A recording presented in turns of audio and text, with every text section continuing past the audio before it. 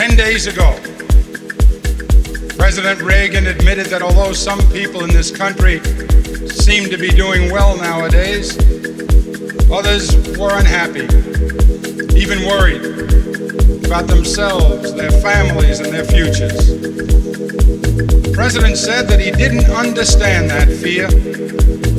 He said, "Why, this country is a shining city on a hill." And the President is right. In many ways, we are a shining city on a hill. But the hard truth is that not everyone is sharing in this city's splendor and glory. A shining city is perhaps all the President sees from the portico of the White House and the veranda of his ranch, where everyone seems to be doing well. But there's another city. There's another part to the shining city. The part where some people can't pay their mortgages, and most young people can't afford one. Where students can't afford the education they need, and middle-class parents watch the dreams they hold for their children evaporate. In this part of the city, there are more poor than ever, more families in trouble, more and more people who need help but can't find it.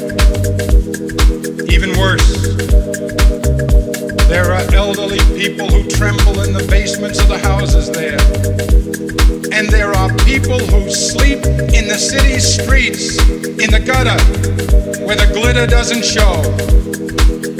There are ghettos where thousands of young people without a job or an education give their lives away to drug dealers every day. There is despair, Mr. President, in the faces that you don't see, in the places that you don't visit, in your shining city. In fact, Mr. President, this is a nation.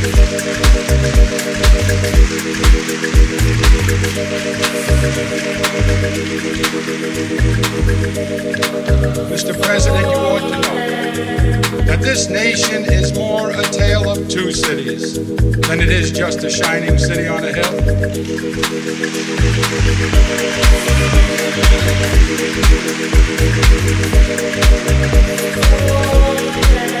Maybe, Mr. President, if you visited some more places, maybe if you went to Appalachia where some people still live in sheds, maybe if you went to Lackawanna where thousands of unemployed steel workers wonder why we subsidize foreign steel.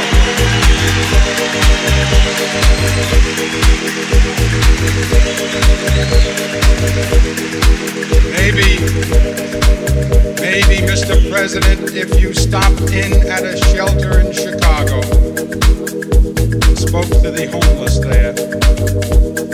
Maybe, Mr. President, if you asked a woman who had been denied the help she needed to feed her children because you said you needed the money for a tax break for a millionaire or for a missile we couldn't afford to use.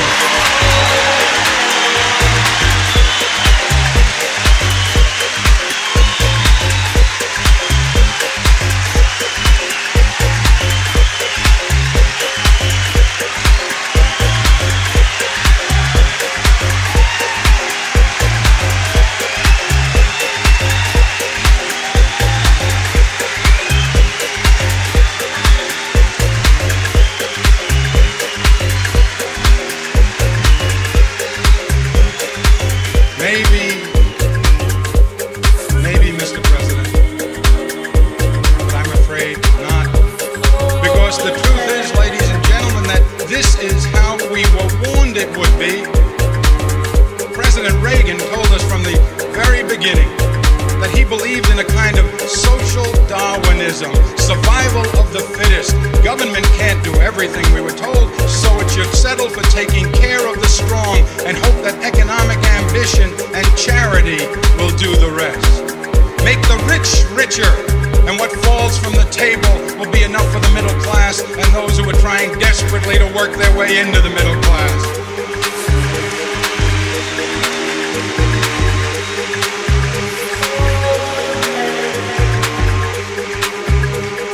You know, the Republicans called it trickle down when Hoover tried it. Now they call it supply side. but it's the same shining city for those relative few who are lucky enough to live in its good neighborhoods. But for the people who are excluded, for the people who are locked out, all they can do is stare from a distance at that city's glimmering towers. It's an old story, it's as old as our history. The difference between Democrats and Republicans has always been measured in courage and confidence. The Republicans believe that the wagon train will not make it to the frontier unless some of the old, some of the young, some of the weak are left behind by the side of the trail. The strong, they tell us, will inherit the land. We Democrats believe in something else. We Democrats believe that we can make it all the way with the whole family intact, and we have more than once.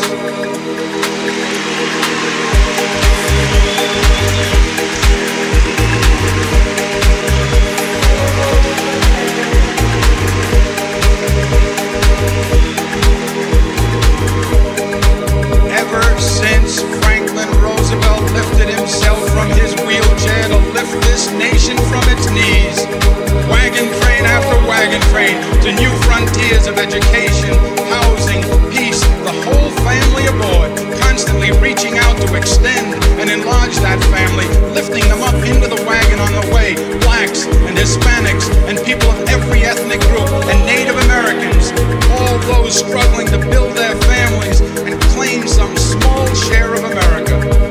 For nearly 50 years, we carry them all to new levels of comfort and security and dignity, even affluence. And remember this, some of us in this room today are here only because this nation had that kind of confidence. And it would be wrong to forget that.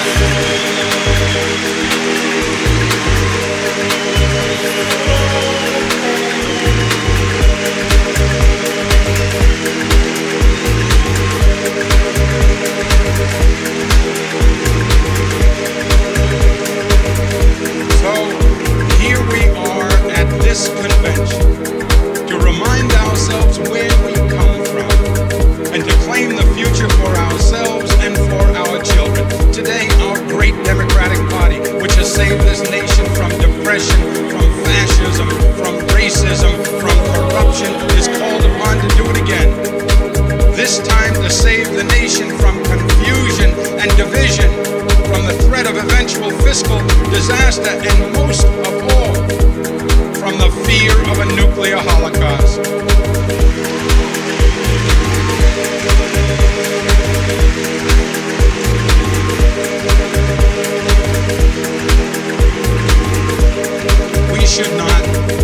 We should not be embarrassed or dismayed or chagrined if the process of unifying is difficult, even wrenching at times.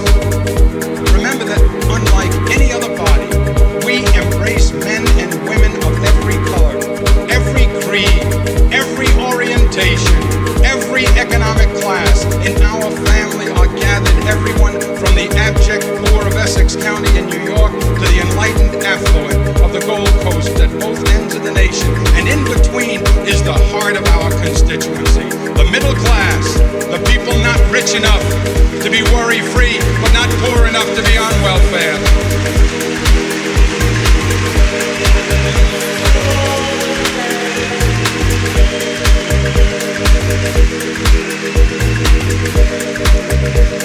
The middle class, those people who work for a living because they have to, not because some psychiatrist told them it was a convenient way to fill the interval between birth and eternity.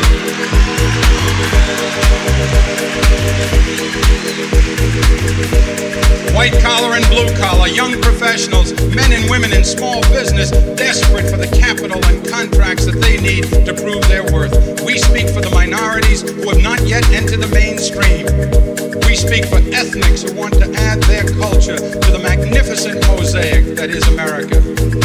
We speak for women who are indignant that this nation refuses to etch into its governmental commandments the simple rule, thou shalt not not sin against equality. A rule so simple.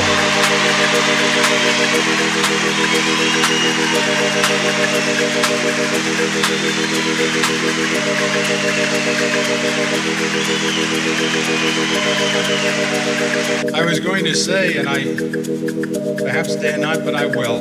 It's a commandment so simple it can be spelled in 3 letters. E-R-A.